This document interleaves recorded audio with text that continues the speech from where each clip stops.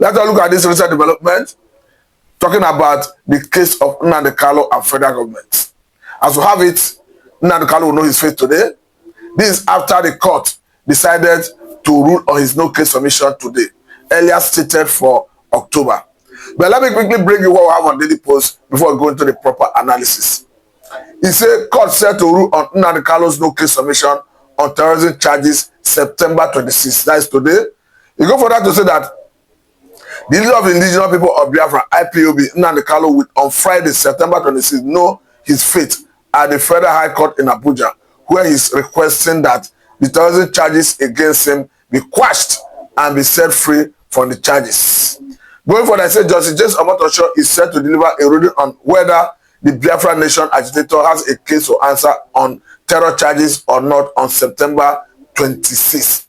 Although October 10 was fixed for the ruling, the date was brought forward on the ground that the ruling was ready ahead of the date. The notice for ruling delivered by the court had been served on Kanu through his lawyer, Godwin Kanu Agabi's son, while that of the federal government was delivered to it through Chief Adeboyega Awomolo, son, who prosecuted the case.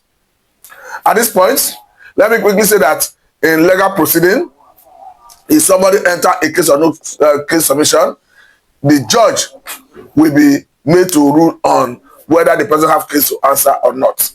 Let me quickly say that the decision today will determine whether Nnamdi Kanu legal team will be asked to open their defense or not.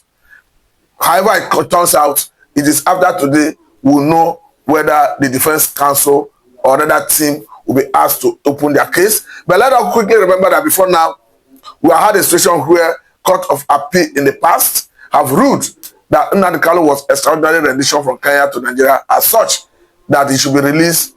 And of course, we understand that federal government appealed that case. And as we have it, Supreme Court in its wisdom has a case to go and start de novo. We understand that that is where we are currently. But again, the larger picture is Nnamdi Kanu, we all know that he is a Biafra agitator and he stands for, he's coming through the angle of self-determination. I think that best explains the reason in all the charges preferred against him. You will not find anything that has to do with self-determination because federal government know that self-determination is a right. So the only thing they are trying to determine is whether in the course of the agitation, whether there's any crime he may have committed. But again, let me quickly bring you what is contained in in the UN Charter and African Charter that guarantees self-determination. Of course, we all know that Nigerian government is already a signatory to those two charters. But a quick look at Article 1, subsection 2 of UN Charter, it says that one of the main purposes of United Nations and thus the Security Council is to develop friendly international relations based on respect for principle of equal rights and self-determination of people. So you can clearly see that, and the important thing to note here is that Nigerian government is already a signatory to this UN Charter. Let us quickly look at this one. This one is Article 20 of the African Charter on Human and People's Rights. It says, all people have rights to existence and an unquestionable and inalienable right to self-determination. Let me quickly say that Nigerian government is equally a signatory to this one. That best explains the reason nobody will be charged for any case when you are talking about self-determination. But again, I want to quickly say that it is whatever the court decides in the issue that has to do with whether he have case to answer or not, that will determine whether the defense counsel will be asked to open their defense. But beyond what is happening in the court, I have a feeling that it is better the government find a political solution to this issue, because for me, a better thing is to have a peaceful environment in the eastern part of the country, or all the area that encompass Biafra. Because for me, it is irrespective of some opinion, northern stakeholders. As you can clearly see, some northern stakeholders kicking against the release of Nnamdi Kanu. We have seen so many of them in the past. But the question here is, based on what happens in the north, based on their inability to address the security in the north, based on the current situation where we see bandits turning, of course, as celebrities in the north. I think the northern stakeholders have lost every moral standard to even mention anything, to even join in conversation of issues that involves Nnamdi Kanu. That's why I want to encourage Mr. President, talking about Tinubu, Senator Ahmed Tinubu, to use the good office to see that we have a political solution to this particular issue. Because I understand that in the past, we have seen so many interventions from different quarters. At some point, we saw the caucus of National Assembly members or rather senators from the southeastern part of the country under the leadership of Senator Ina Baribe meeting with the Attorney General of the Federation, trying to find political solution to it. At the time, we understand that the Attorney General of the Federation, of course, had a very robust conversation with them.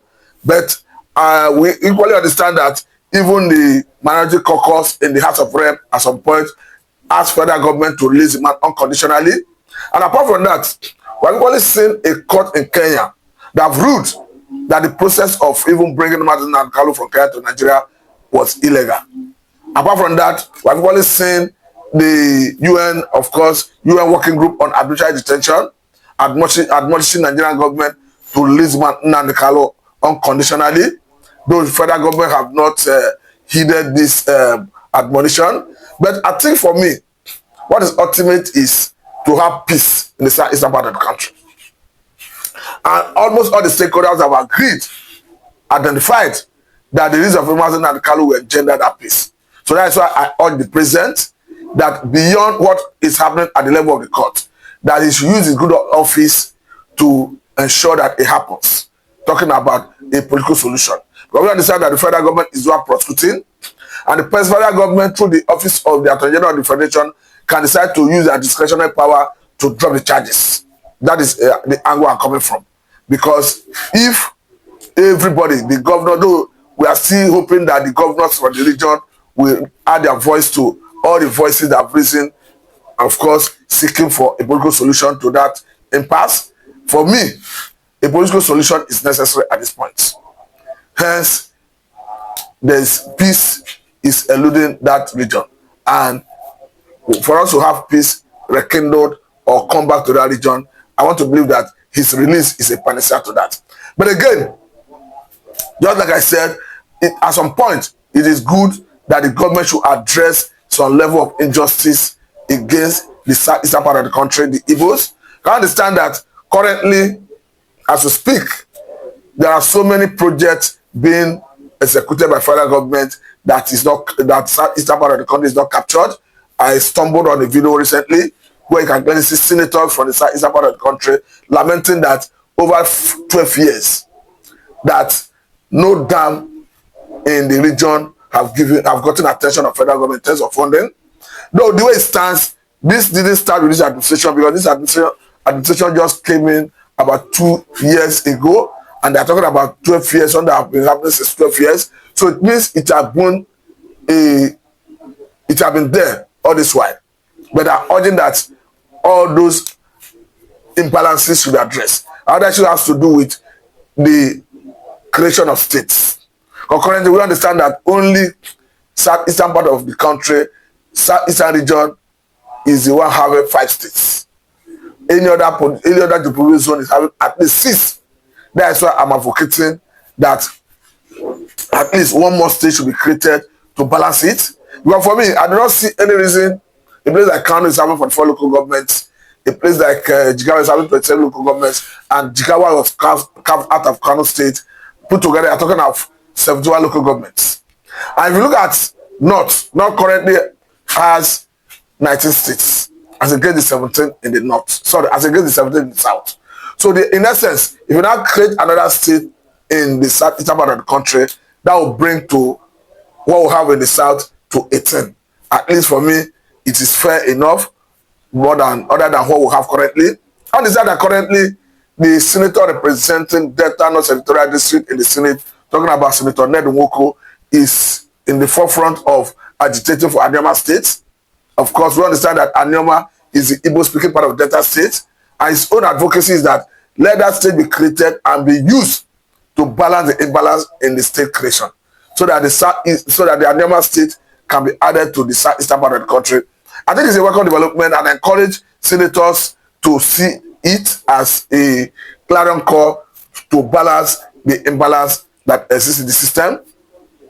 I equally encourage Mr. President to even make it a presidential bill and use his influence to lobby for it. Because for me, what is important is how can we live a peaceful life in the society. But I must say very big thank you for time. This is Nnamdi Kanu.